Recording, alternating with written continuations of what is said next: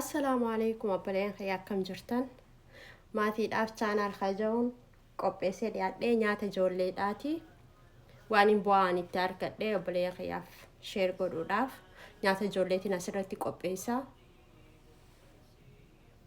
nyaata bu'aa qabu jechuun ijoolleen yeroo ji'a ja'a geessee afraniin kaatee daaddee eegaltee waan lafeenuu jabeessaa waan isaan jajjabeessaa saniin qopheessaa nyaata adda addaati itti dhiyaadhaa. Chaanaala khiyyaa sheer naa godhaa laayikii fi sabiskiraayib akkasumatti illee naa godhaa jechuudha. Nyaata kana qopheessuudhaaf faxaraafiin qopheessee haati siriyoodha kan hin qopheessee gosa midhaanii 6 keessaa qabaa jechuudha. Garbuu, ajjaa, boqqolloo, ruuza waan adda addaa gosa 6 asirratti isiniif hin barreesse jalatti diskiripshina keessatti waan hin fayyadame hunda. Timira, zabiiba, almond kana qabaa jechuudha hunda isiniif hin barreessaa. Kanan faxaraaf qopheessaa jechuudha. Garuu daa'imni keessan dura nyaata duraanuu nyaata warra barsiistaniif jechuudha nyaanni kun.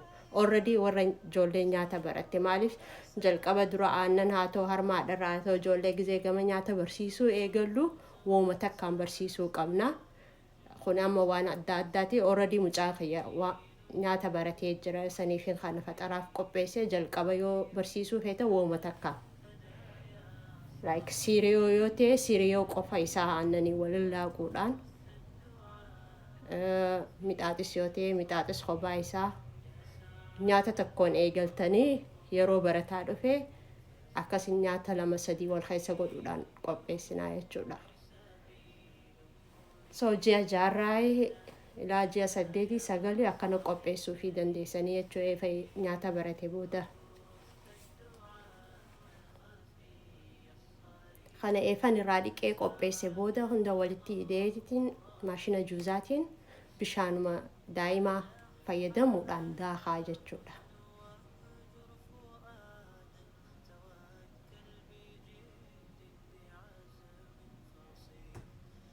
Loozni, almondiin, timirri kun hundi du'aadha jechuudha. Maaliif daa'imni yeroo harma haadhaatti soodhuu takkaa'oo foormulaa fayyadamuu san keessa maaltu jira? Faatiitu jira. Harmi haadhaa hedduu bareedaa hongaafi hin qabu. Garuu faatii qaba jechuudha. Harka 60 takka 60 ol harmi haadhaa faatii qaba. So yeroo gama nyaataa dhufnus faatii san akka harkatuuf waan nyaata qopheessinu keessatti dirqama waan faatii qaba idoo qabna jechuudha. So loozaa fi almoondii kana keessa faatii midhaan keessas faayibarii waan akkasii jira jechuudha. Akkasii waan bu'aa qabu qopheessuu fi qabna jechuudha. Nyaata ijoollee keessaa faatii akka hin daganne.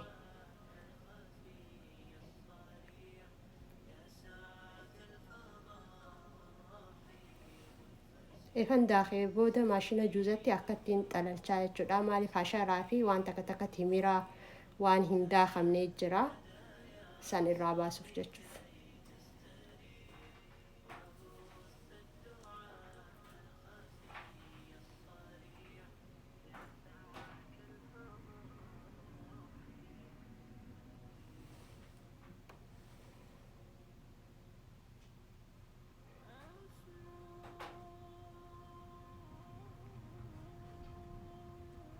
Nyaata ijoollee yeroo hojjennuuf hedduu qulqullina eeggachuu qabna. Maaliif qulqullina bira hoteellee meeshaan ijoolleef nyaata itti goonu kophaatti qophaa'uu qaba. Miirtuun kunis maxlayaanis distiinis waa hundinuu ijoollee kaniin isaa kophaa qopheessee jechuudha.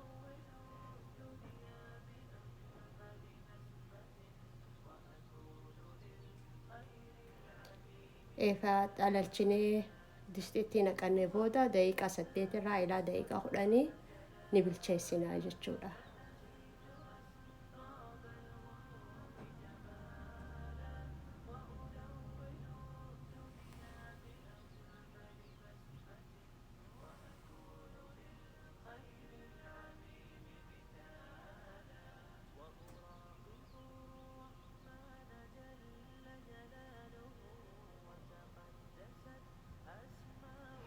yeroo bilchaachaa dhufee fiinuu furdataa akkatti dhufa.